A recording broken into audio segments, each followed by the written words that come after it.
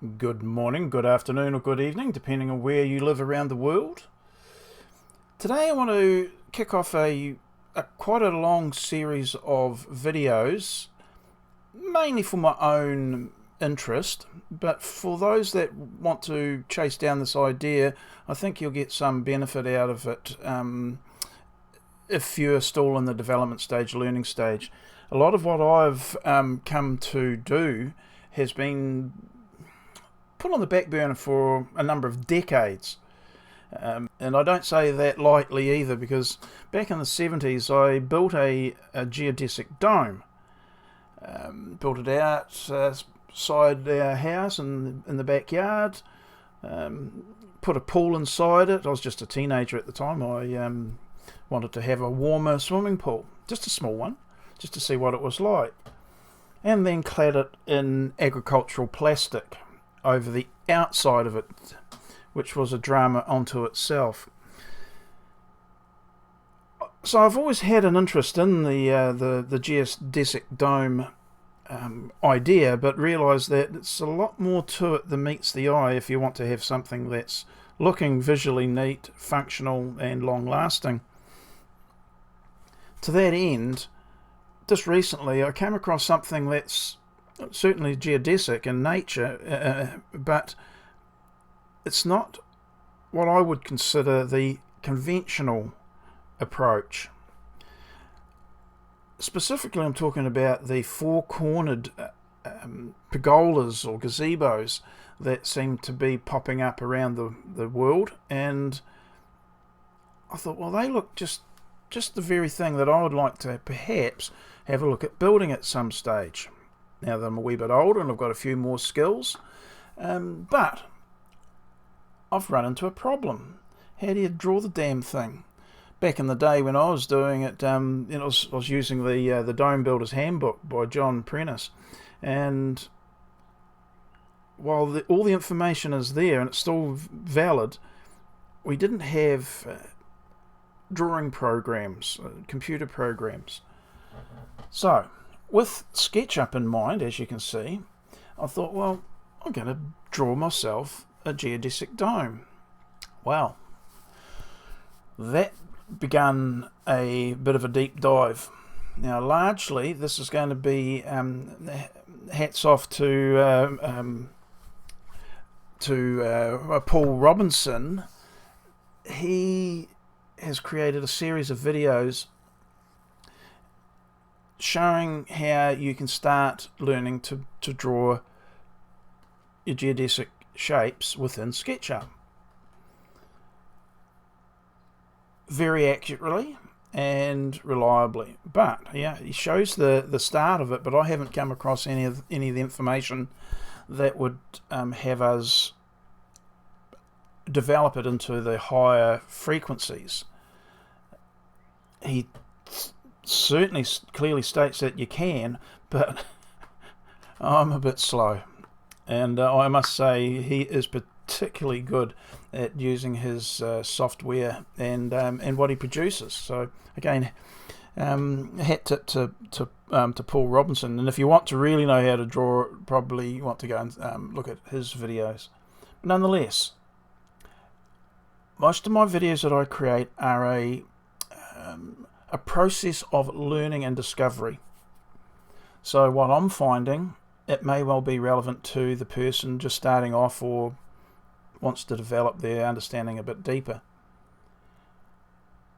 So we're going to look at how to create a geometrically accurate pyramid, or in this case a diamond, made up of equilateral triangles. And Paul shows you how to do that, and he says that is the basis upon which all other domes will be made, based on the octa shape, on the square. He goes into detail on how to do the pentagon rather, and how that will create the other geodesic dome shapes.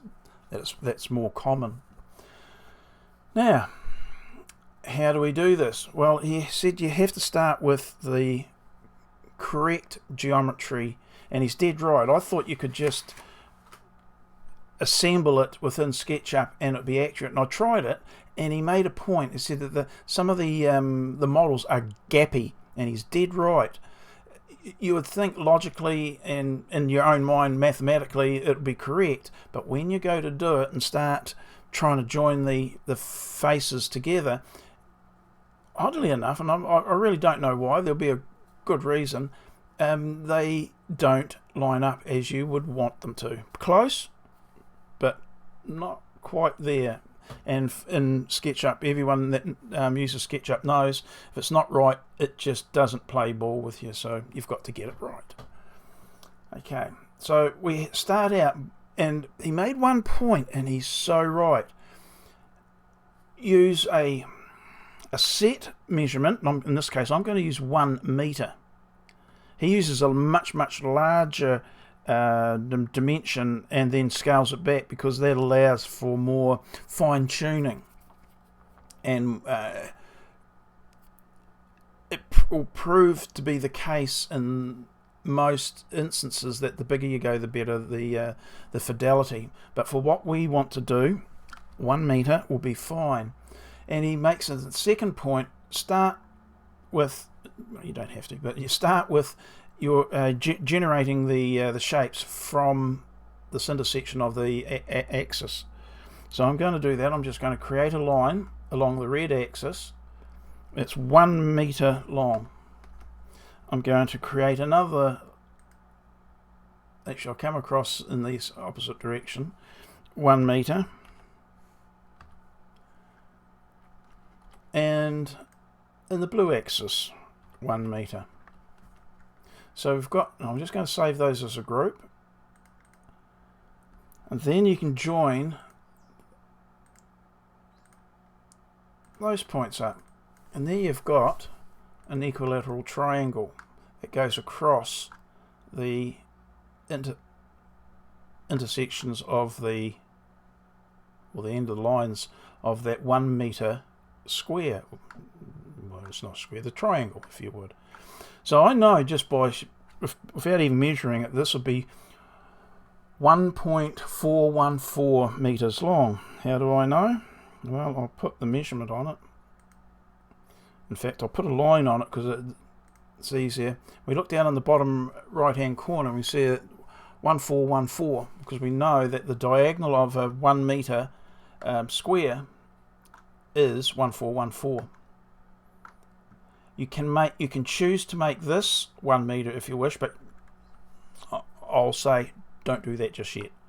Okay, so we've saved that, and what we can do is just to realign it. I'm going to turn it 45 degrees, and that will be the equivalent of this face here. This is all basic stuff at this stage. Nothing, if you can't do this, perhaps there's a different video you need to look at. And I'm going to rotate that 90 degrees times 3,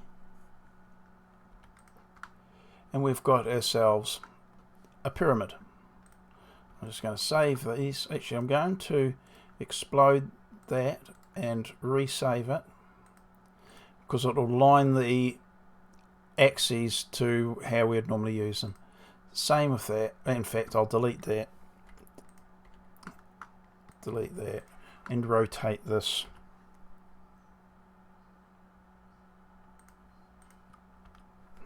"90 degrees times 3 gives us the pyramid." I'll just save this as a group. It's not necessary, but we just did the stage, and I'll move it off to one side. And I'm going to move it across 3 meters. I'll move this back just out of the way. I'll undo that.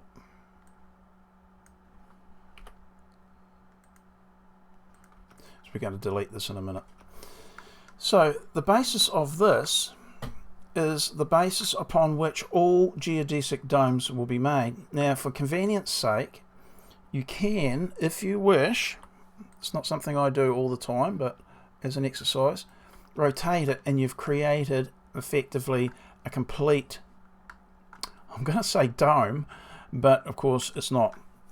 But it's the base upon which your domes will be generated.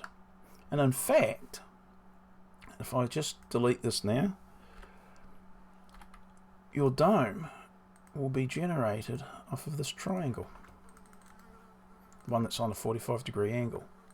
Now I'm going to stop here, and I'll make a second video in this series. It's going to be a very long series, some of which you'll be able to use, some of which I'll probably delete and make again so you can understand it. And we can go from one stage to another, to another, to another, and you'll see the progression and the different versions of this or a similar approach to drawing a dome. An octadome, in fact. Okay, I'll shoot away and I'll be back with the next video soon. Bye.